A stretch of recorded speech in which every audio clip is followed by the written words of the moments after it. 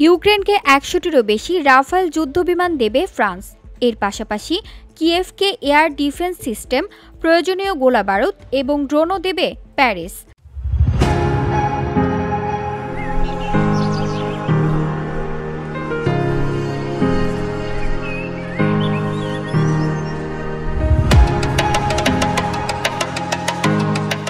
আগামী ১০ বছর ধরে দেওয়া হবে এসব যুদ্ধবিমান ও সামরিক সরঞ্জাম। গতকাল সোমবার ফ্রান্সের ভিল্লাকুবলে শহরের সামরিক বিমানবন্দরে দেশটির প্রেসিডেন্ট ইমানুয়েল ম্যাক্রো এবং ইউক্রেনের প্রেসিডেন্ট ভলোদিমির জেলেনস্কির মধ্যে এই ইস্যুতে চুক্তি হয়েছে।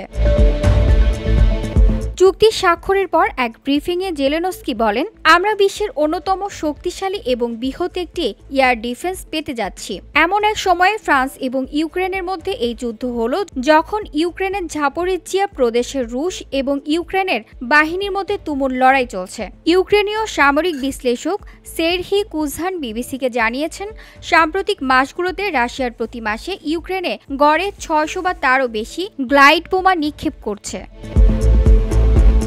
ফ্রান্সের তৈরি রাফায়েল বর্তমান বিশ্বের সবচেয়ে আধুনিক ও শক্তিশালী যুদ্ধবিমানগুলোর মধ্যে একটি। পশ্চিম প্রজন্মে এই যুদ্ধবিমানের সর্বোচ্চ গতি ঘন্টায় ৩৭০০ কিলোমিটার এবং এটি সমুদ্রপৃষ্ঠ থেকে সর্বোচ্চ ৫০,০০০ ফুট ওপরে উঠতে সক্ষম। এই যুদ্ধবিমান একই সঙ্গে বেশ কয়েকটি বিভিন্ন পাল্লার ক্ষেপণাস্ত্র ছুটতে পারে ও একাধিক ভারী মেশিনগান সজ্জিত। VOD Bangla news desk.